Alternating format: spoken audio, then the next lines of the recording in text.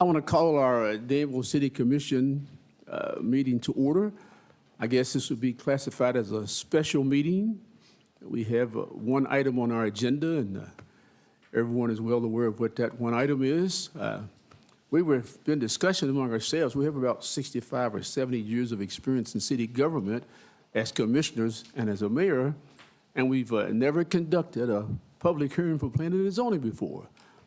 So if we look like we're a little confused and a little whatever, well, you're probably right. So just bear with us, and our goal is to stay here all day and as long as needed to hear everyone, let everyone have their input. And for lack of a better word, I call this a first time out, a do-over, a repeat, whatever you want to call it, but we're starting from scratch.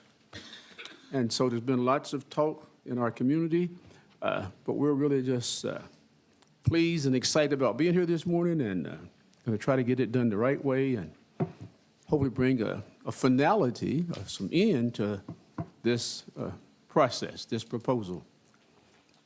So with that said, I've been fiddling around because my glasses are not here, and my favorite ink pen's not here, and my wife's on the way. She's not here yet, so please excuse that. And but anyway, let's go ahead. I'm going to turn it over to our city attorney, Mr. Stephen Dexter, and he's going to sort of direct us and guide us and lead us through this process. And I should also always say that the one thing I love and respect about this young man is that he does an outstanding job of keeping the city commission legal.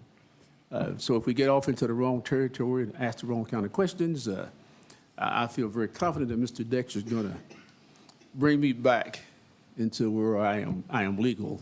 Because if anybody takes us astray, it's always the mayor. I take credit for that. So let's go ahead and get started. Usually we start our meetings with Pledge of Allegiance to the flag, and we always start with an invocation, and I'd like to do that this morning as well. So if you will bow with me in a moment of silence, let's just reflect quietly for a moment on the situations in Danville, Kentucky, and the situations in the state of Kentucky, and the situations in our nation and the world as we get prepared to celebrate Flag Day.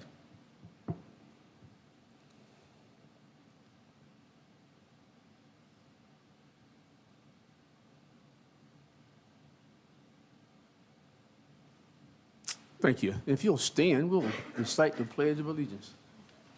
I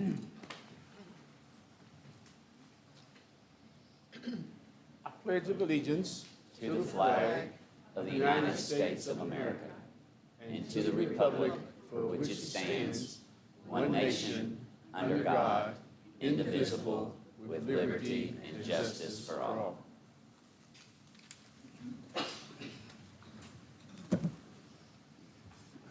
Thank you all. Now, Mr. Dexter. Thank you, Mayor.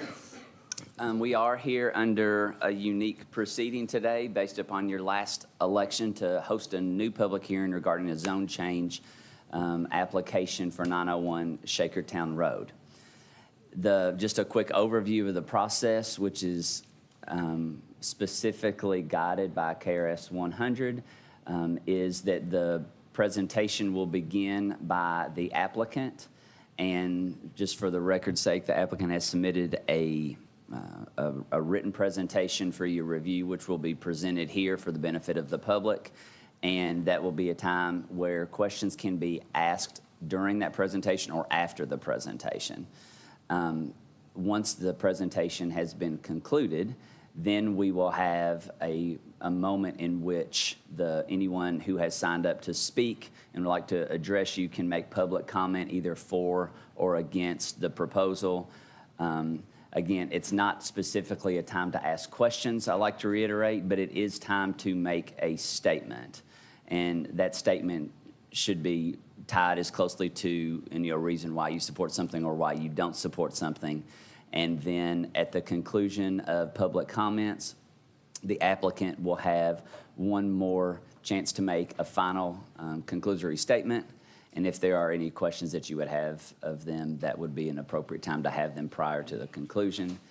At the closing of the hearing, the floor will then be open for a motion to either approve the zone change map amendment or deny it, and your motion must be tied to the comprehensive plan in some meaningful way. I will help you when we get to that stage, but just say that as a reminder as you're listening. Your decision has to be guided upon the statutory requirements that are in your packet, and should kind of be your North Star as you're reviewing all the material today for the first time. As this is a new public hearing, we do have to remind you that anything you may or may not have heard prior to today needs to be erased from your mind, as we are starting literally from scratch, as you said, Mayor. This is a new hearing. We want to treat it as new material, and you have been instructed previously not to engage in outside conversations about that so as to protect due process for all the parties involved. With that being said, we are ready for a presentation of the application. So, Could I inject one thing? you may. If you desire to say something but was not aware of the sign-up sheet, please go out and sign the, you have the sheet? Okay. We want to be sure everybody was aware of it and everybody's had the chance to sign in. Okay. Thank you, sir. okay, thank you. So with that being said, we are ready for the applicant to proceed.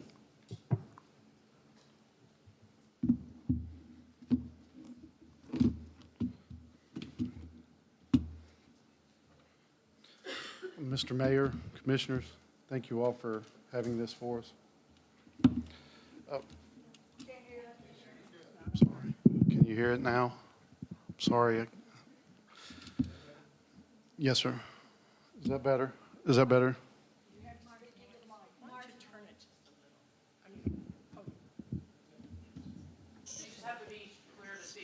Is that better? That's fine, Jeremy. That's fine. Okay, I'm sorry. I don't do a lot of public speaking, so you can imagine the nerves are kind of built up here. My name is Jeremy Shepard, and I, along with my wife Leanne, are the owners of JLS Investments LLC. We are longtime residents of Danville, Bull County, and we love our community. We are small business owners of a company named Shepard Construction, and we take great pride in our work and being good to the 30 people we employ.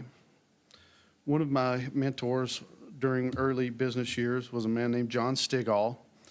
He took me under his wing and taught me a lot about business and life. When he passed away in 2009, it was a big loss for our community and for me personally.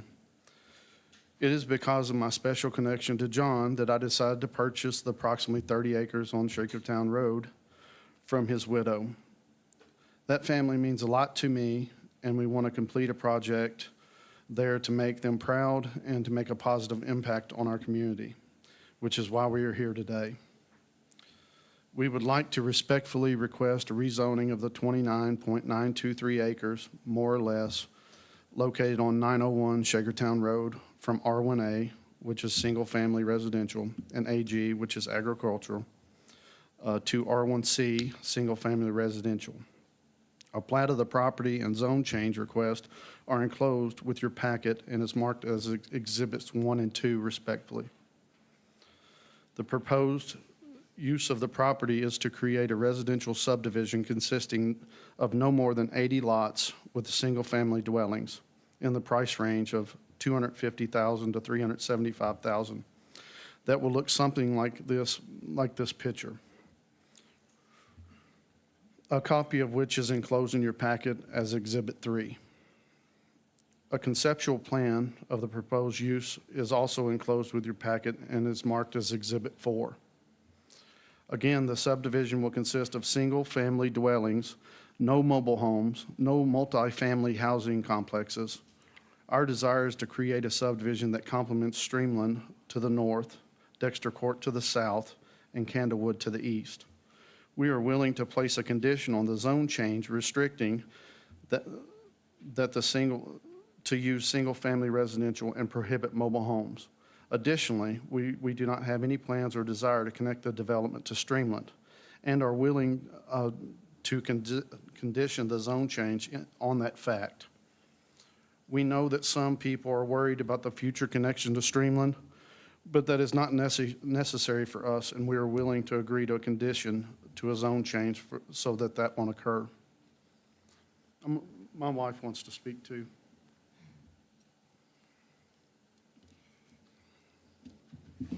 closer to the mic.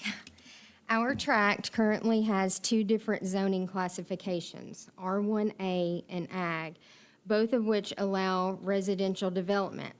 However, in order to achieve the desired number of lots to make the development feasible and justify the infrastructure needed, R1C is the desired classification due to its lot widths and setback rules.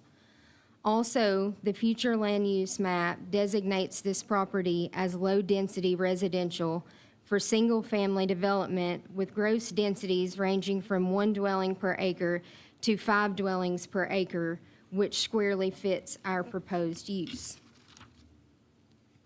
Under perfect conditions and flat ground in an R1A zone, 110 lots would be permissible. Under an R1C designation, up to 150 lots would be permissible, but that is not what we desire, and more importantly, the lay of the land wouldn't allow. We only want to develop approximately 71 lots up to a maximum of 80 lots, which has a density of 2.41 dwellings per acre, and are willing to condition the zone change on that restriction. Again, we don't want a large subdivision development of 150 lots. We want something closer to what is currently allowable under R1A with no more than 80 lots, and has an acceptable density of single-family residential homes per acre, which matches the future land use designation of low-density residential. There is also a rule that residential development should not exceed 50% of the density of immediately adjacent developments, which is a good rule.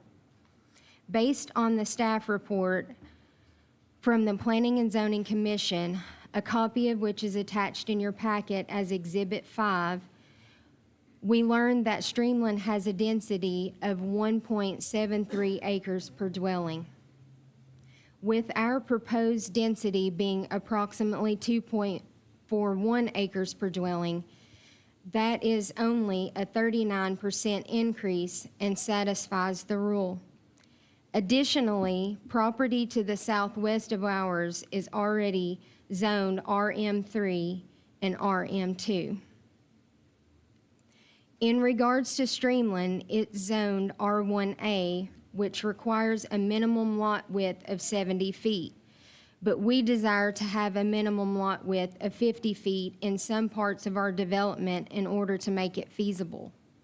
However, we are only taking about a maximum reduction of 20 feet lot width in some places for some of our lots, most of which are closer to Dexter Court, which already has smaller lot sizes. Most of our proposed lots exceed the maximum lot size of 5,000 square feet on the Streamland side, and we did that to create a reasonable transition, which we know has been a past desire of the city of Danville and makes good sense to us. In reality, the smallest R1C lots are only the ones closest to Dexter Court, not Streamland, which are R1A size lots. The surrounding area is comprised of mainly single-family residential, with Streamland to the north, Dexter Court to the south, and Candlewood to the east. We want to develop a subdivision that complements those neighborhoods as similar low-density neighborhoods surround our property. This is the perfect location for infill development, as existing utilities are present and the property is surrounded by residential development. Another concern we have heard is in regards to stormwater, but as is the case with any development project, stormwater issues will be properly engineered at the right time, but that is not today. We have engaged AGE Engineering, and they will present an engineered plan during the site development process, which is the proper time, but not at the zone change approval. That being said, we will be happy to condition zone change on the on the presentation of a proper stormwater plan during the site development process. In regards to the entrance to the development, we are agreeable to working with our engineer and city staff during the site development process to achieve a desired outcome for both parties. However, that is something that would be done during the site development process regardless of the zoning classification and would need to be completed if the property were developed today under the R1A classification. We are willing to condition the zone change on the completion of an engineered entrance in compliance with city standards. The city of Danville has a compelling need for additional housing units. We have a supply issue and the demand is there for additional housing.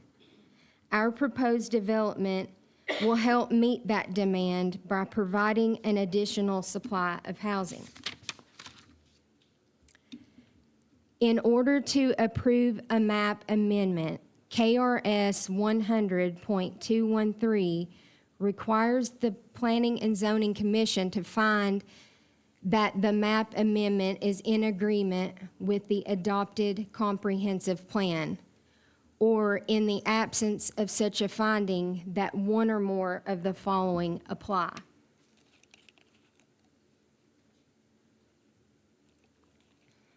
A, the existing zoning classification is appropriate and that the proposed zoning classification is appropriate.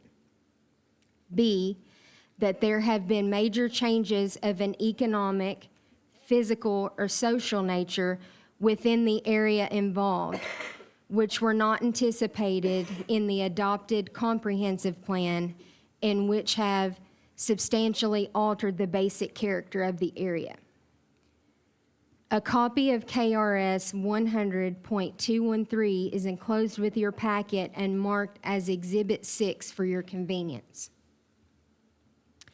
The future land use map identifies the subject tract as low-density residential as previously discussed. Therefore, the proposed zone conforms to the future land use map and should be approved. We understand that the future land use map is one part of the comprehensive plan, but our development is also in agreement with the text of the comprehensive plan by satisfying many of its conditions. For instance, one of the stated objectives in the comprehensive plan is to assure the best possible utilization of land by promoting planned development that uses by utilizing the future land use map. See general land development goals and objectives from Chapter 1 of the comprehensive plan enclosed with your packet and marked as Exhibit 7. More importantly, our development meets the stated goal to provide an adequate supply of housing and the specific objective of providing sufficient acres of developable land zoned for residential uses to meet housing demands. The land use goal of utilizing the future land use map to guide decision-making regarding land use is clearly satisfied in our case. The objective of making efficient use of existing utility systems and infill development is also specifically met. Our development further meets the land use objective of providing adequate supply of developable acres to accommodate anticipated growth within our urban service area of the city. Additionally, our development respects the character of existing neighborhoods, as the density is similar within development rules, and our plan of transition lots considers that objective. All of these goals and objectives are attached in your packet as Exhibit 6, and our development plan satisfies them.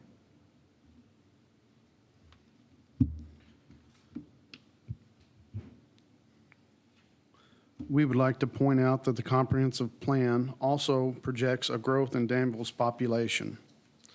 That means the housing shortage we currently have will only get worse. In order to meet our economic development goals of our community, we have to have the housing in place to reach those larger development goals. The residential development patterns in the comprehensive plan, page 57, acknowledges that an area of growth for residential development has occurred in the northern section of Danville with Colonial Heights and the estate of St. James, both of which are off Shakertown Road. That trend shows that this area is a proven pattern for residential development, and we seek to complement that pattern in an appropriate way. The comp plan says that we need future housing units that has only expanded since the date of the current comp plan, which is currently being worked on. And we believe that the new plan will show a greater need for residential units than previously thought. Growth and revitalization of the community depends on having an appropriate level of housing units. When considering the timing of development, Chapter 9 of the Comprehensive Plan states that the Planning Commission should determine the following. 1, the density and use of the development is appropriate. 2, the development is located with safe and convenient access to the streets. 3, adequate sewage treatment and stormwater drainage. And 4, adequate public services and utilities. In the proposed plan, we have already reviewed that the density is acceptable and qualifies as low-density residential. It is a complement to Streamland to the north, Dexter Court to the south, and Candlewood to the east.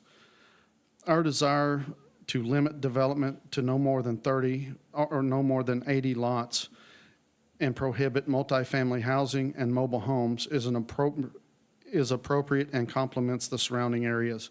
Adequate sewer, drainage, and utilities exist and will be an appropriate use of city resources.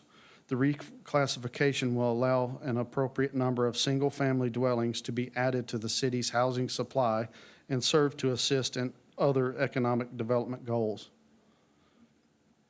In conclusion, the proposed use has been adequately described and the requirements of KRS 100.213 have been met, in addition to stating how the proposed use achieves several objectives in the comprehensive plan.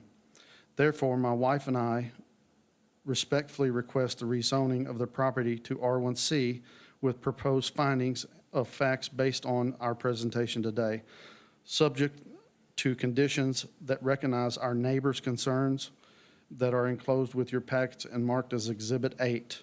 We look forward to working with you to develop a project that will make the city proud. Thank you. Thank you all.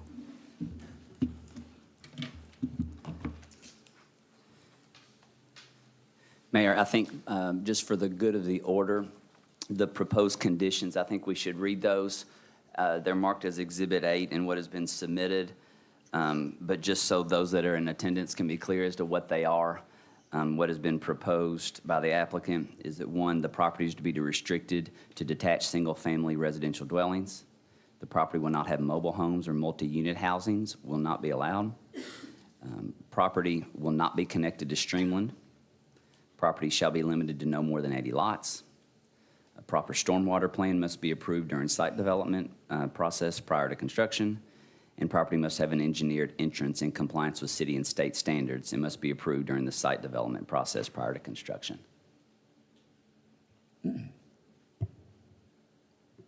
Thank you, sir.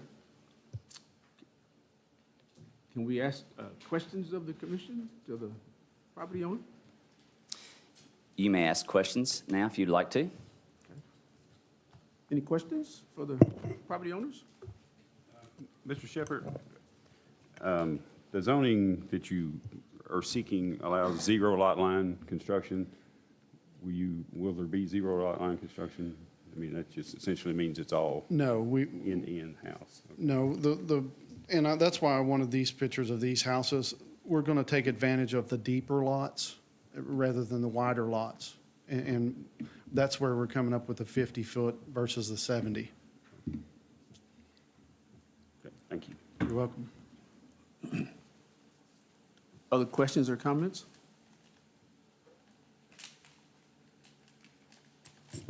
The lots next to Streamland, back up to Streamland, the subdivision, are larger than the lots proposed in the front of the, They are. If you look at the top of the screen, those are the ones that actually touch Streamland. And the ones that border Dexter Court, which are similar lots, they're the ones in the lower left-hand corner.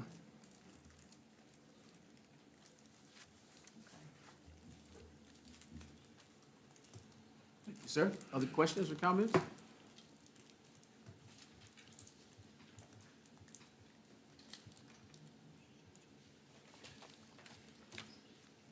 I guess I have a question for legal.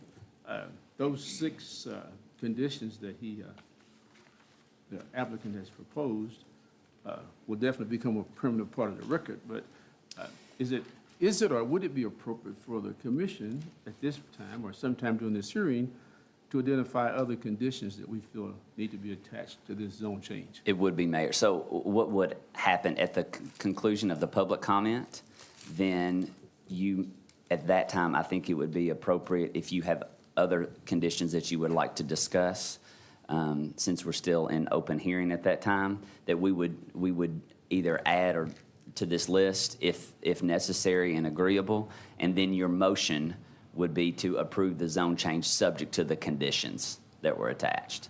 And they would be, they're a part of the record now as the presenter's application or presentation, but they would become a part of the permanent city, county records upon your motion and inclusion of them. Thank you, sir. Other questions or comments from the commission? What's the width of the roads that go into the neighborhood? Maybe I missed that. We haven't developed them all the way yet. Okay. At least 20 foot. Okay. Standard street size for a double-lane street. My question is concerning emergency services Yes, sir. and being able to get in there, but I didn't see it, but is one of the conditions maybe that there's no on-street parking or limited? We would hope that to be the case as we develop restrictions for the neighborhood. Yeah. But we have not got to that part just yet. All right. But it would be city standard size streets, same thing in any place in Danville. All right. And then we want it to be nice, so we want to restrict things for parking on streets. Asked another way, because I think we've had a previous development that I think you're discussing where we discussed emergency services. Jeremy, is the roadway you propose a public road or a private road? We would like to turn it over to the city when we Okay. accomplish So the based upon city that, standards. as a public roadway, that's different from the example that I think you're just thinking of in the past where it's been private roadways, which are substandard, and we do have emergency management response times. But if it's intended to be dedicated as a public roadway, it would be sufficient for emergency services. I appreciate that clarification. To confirm, that would include curbs, gutters, sidewalks, pedestrian access, and appropriate width. Okay. That's always a concern based on what you said. Some of the Mr. Coffey, earlier could you- developments, you could see 2 cars on the street, no fire truck's going to get through there. And Mr. Coffey, would you repeat that? I don't, use the mic a little better. I don't think everybody could hear you. I couldn't hardly hear you. Well, when you're talking about a public street, I would just, for context, I would like to confirm that would include the roadway design, the width of the road, the curb and gutters, and pedestrian access. You said sidewalks. Correct. Sidewalks. Yep. I guess I would ask a question to, because we're not the P and Z Commission, to understand that if I own the land, they own the land. Currently, under an R1A, he can build currently a subdivision, right? Yes, that's correct. If you choose, you already own it, and you could go ahead and build on the R1A. And the difference is just the R1C to change it. But if we didn't approve it, or whichever, they could still build a subdivision where the land is. That is correct, Okay, on the land as it's it exists zoned- today. As it's zoned. as it is zoned currently, that's Okay. correct. And that would go, I'm trying to understand.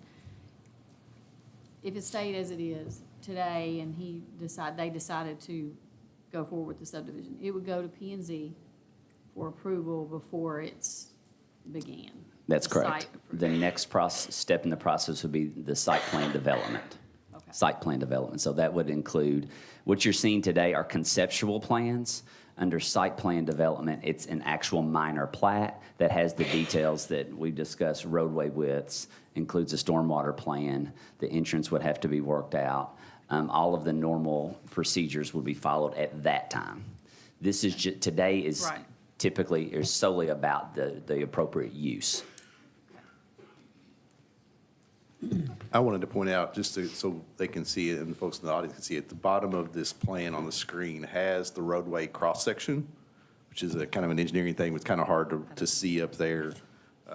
It shows, kind of reading off the copy we have, it shows 20-foot pavement width, 18-inch curb and gutter, and then a 4-foot grass strip, and then a 5-foot wide sidewalk, and then another 4.5-foot wide grass strip for a total of 50-foot right-of-way, which meets all of our subdivision regulations currently. So that's that. And then to the left of that is a sample lot with setbacks on it, which shows a 25-foot front setback, a 10-foot rear setback, and 5-foot side setbacks to meet the R1C requirements. So that's some of the details that we're being asked about. See that, Mr. Sears? Okay.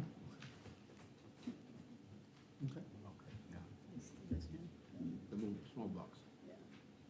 Other questions or comments from the commission?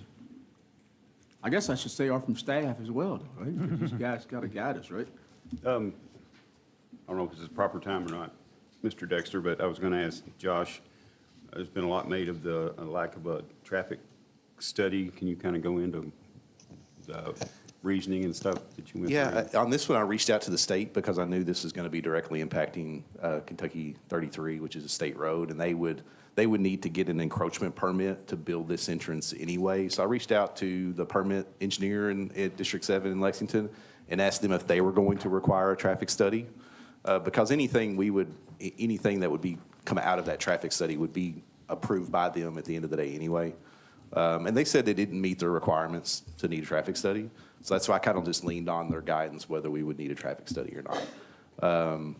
We have things, we've talked about the roadway plan. There's some things I'd like to see changed just from inside the neighborhood kind of perspective.